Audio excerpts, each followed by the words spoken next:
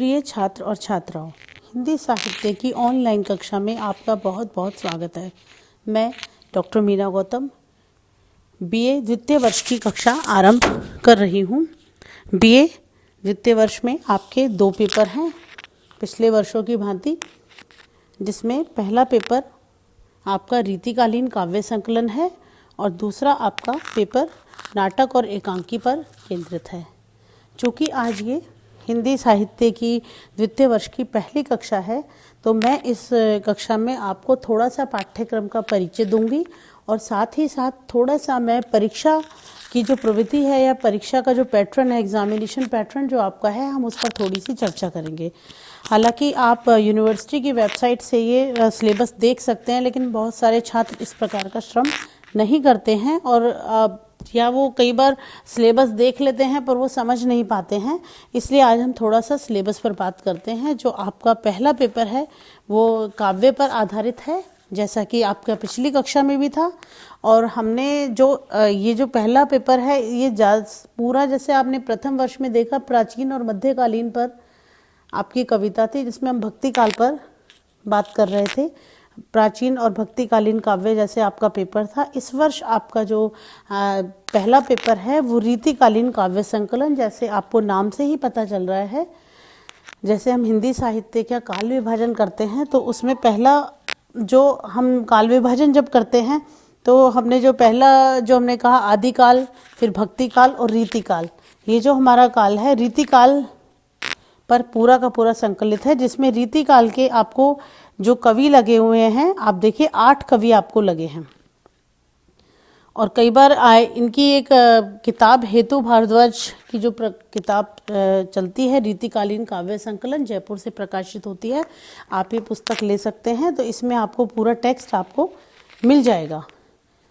बावजूद इसके मैं थोड़ा सा एक परिचय दूंगी कि इसमें जो आपके पहले कवि हैं केशव दास हैं। केशव दास को रीतिकाल का पहला कवि भी मानते हैं और कुछ लोग चिंतामणि को मानते हैं। केशव दास के कुछ पद लगे हैं, बिहारी के पद हैं, देव के कवि के पद हैं, भूषण के पद हैं, घनानंद, पद्माकर, सेनापति और आलम। इस प्रकार 8 आपके कवि इस पेपर में लगे हुए हैं। अब मैं थोड़ा सा इस की बात करती हूँ, तो मैं थोड़े से पैटर्न पर भी बात करना चाहूँगी। इनकी जो आपको पद लगे हैं, हम पदों को क्लास में डिस्कस करेंगे एक बार। आपके जो परीक्षा का जो पैटर्न होगा, एग्जामिनेशन पैटर्न होगा, तो आप इस चीज़ का देखिए कि आपके 8 कवि लगे हैं, जिसमें आपकी 4 व्याख्याएं आएंगी, जिसमें पूरी आपको 50% चॉइस मिलेगी। 50% नहीं, मतलब 100% आपको चॉइस मिलेगी, जिसमें आपको 4 व्याख्याएं होंगी, जिसमें आप आंतरिक विकल्प आपको सबके साथ मिलेगा। 8 कवियों में से 8 आपको व्याख्याएं पूछी जाएंगी और उसमें आपको 4 व्याख्याएं कुल मिलाकर आपको करनी होंगी, और जो 8 अंकों की होगी, एक व्याख्या 8 अंकों की। उसके पश्चात आप जाएंगे तो प्रश्न संख्या 2, 3 और 4 होगी। उसमें 3 आलोचनात्मक प्रश्न होंगे। 3 आलोचनात्मक प्रश्न होंगे, जिसमें आप मानकर चलिए 3 प्रश्न हैं तो आपको 3 विकल्प दिए जाएंगे। और ये जो प्रश्न आपके आलोचनात्मक प्रश्न होंगे, ये काव्य संकलन पर आधारित रहेंगे। उसके पश्चात प्रश्न संख्या 5 पर जाएंगे। तो हम कहने का भाव ये है कि आपके 32 नंबर का पहला प्रश्न है, जिसमें 8 नंबर की एक व्याख्या और 4 व्याख्याएं इस प्रकार की हैं, तो 32 अंक हैं। दूसरा 15 नंबर का एक प्रश्न, जिनको कहा जाएगा जो बड़े आपके सवाल होते हैं, 45 अंक का वो है। और उसके पश्चात हम जाते हैं अपने 5वें प्रश्न पर। 5वां प्रश्न जो आपका है, उसमें बहुत सारे छोटे लघु उत्तरात्मक भी हैं, प्रश्न आ सकते हैं आपको, अति लघु उत्तरात्मक भी आ सकते हैं, और आपको इसमें जो MCQ मल्टी चॉइस वाला जो प्रश्न होते हैं वो भी आ सकते हैं। तो इस चीज़ को आप देखिए कि आपका जो तीसरा जो पेपर है, तीसरा जो आपका प्रश्न है, जो प्रश्न संख्या 5 है, उसमें वो आपका 15 अंक का एक होगा और दूसरा आपका 8 अंक का होगा, जिसमें आपको 3 लघु उत्तरात्मक प्रश्न पूछे जाएंगे, जिसमें पूरी तरह आपको विकल्प दिए जाएंगे। 5-5 नंबर के 3 आपको प्रश्न पूछे जाएंगे। उसके पश्चात या तो 4 प्रश्न आपके अति लघु उत्तरात्मक हो सकते हैं या ऑब्जेक्टिव टाइप हो सकते हैं। इसमें आपको 2 नंबर का एक प्रश्न होता है, 4 नंबर, ये 8 नंबर का आपका पूछा जाएगा। तो आपका जो थोड़ा सा हम पैटर्न पे बात कर चुके हैं, अब हम अगले पेपर पर आते हैं। दूसरा जो आपका इसका प्रश्न पत्र है, हिंदी साहित्य का नाटक और एकांकी नाम से है। आपको नाम से ही पता चला होगा कि इसमें नाटक और एकांकी पर ही पूरा का पूरा केंद्रित पेपर है। और आपको इसमें एक नाटक जयशंकर प्रसाद का लगा हुआ है, ध्रुव स्वामिनी। बहुत ही मतलब आपको पढ़ने में रोचक नाटक है, आपको अच्छा लगेगा। ऐतिहासिक नाटक है, जैसा कि जयशंकर प्रसाद के चंद्रगुप्त और इस तरीके के नाटक हैं। और ये एक स्त्री चरित्र पर केंद्रित नाटक है। आप इसको पढ़ेंगे, आपको अच्छा लगेगा। और दूसरा पुस्तक आपकी एकांकी पर फोकस है, एकांकी पर पुस्तक है केंद्रित, जिसमें आपको 8 एकांकीकारों के 8 एकांकी लगे हुए हैं। राम कुमार वर्मा भुवनेश्वर के, उदय शंकर भट्ट, लक्ष्मी नारायण मिश्र, उपेंद्र नाथ अश्क, जगदीश चंद्र माथुर, विष्णु प्रभाकर और लक्ष्मी नारायण लाल। ये 8 आपको एकांकी लगे हुए हैं इनके।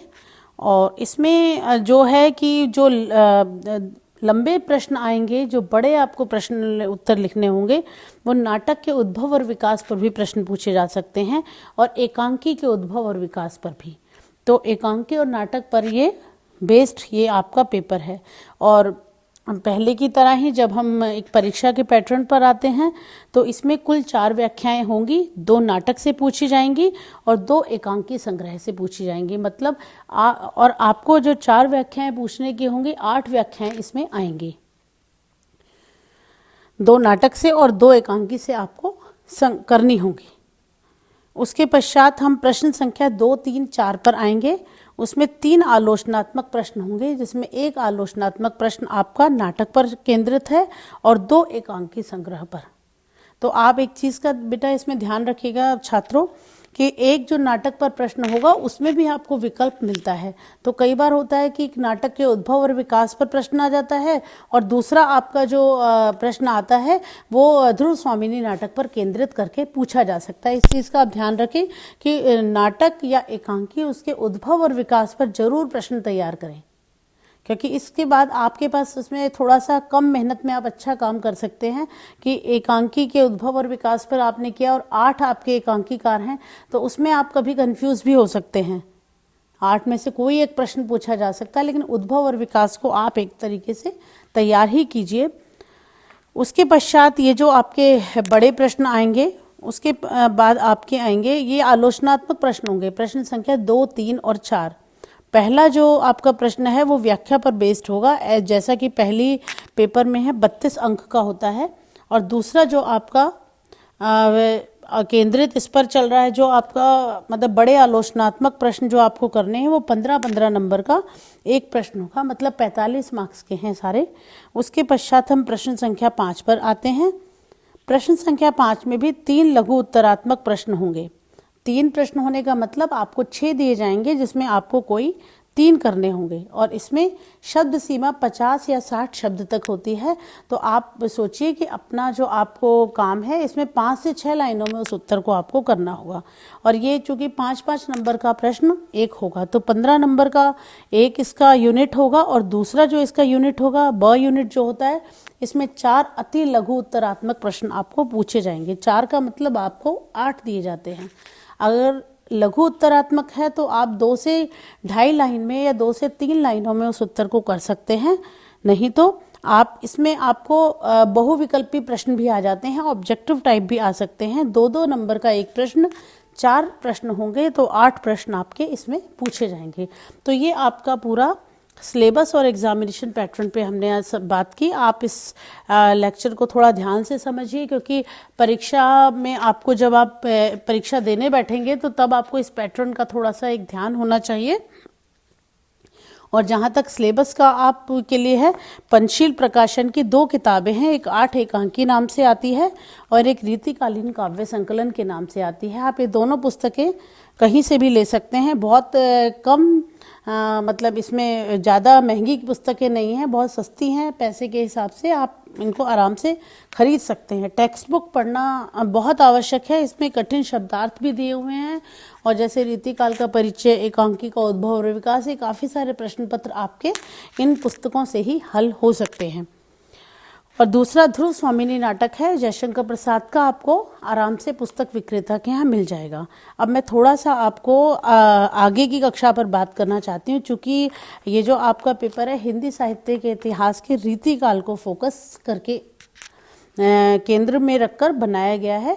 तो आप थोड़ा सा, जब आपने हिंदी साहित्य का इतिहास पढ़ा तो रीतिकाल वाले पार्ट को आप अच्छे से समझें और देखें। अभी तक हम भक्तिकाल का पढ़ते आए थे। रीतिकाल के बारे में सबसे एक अच्छी बात यह है कि जैसे हम आदिकाल पर बात करते हैं, भक्ति काल पर बात करते हैं, तो भक्ति काल के उदय को लेकर कई बार बहुत सारी व्याख्याएं आई, बहुत सारी चर्चाएं आई, लेकिन हम देखते हैं कि रीतिकाल को लेकर बहुत ज़्यादा संदेह की स्थिति नहीं है, बहुत ज़्यादा तर्क वितर्क की स्थिति नहीं है।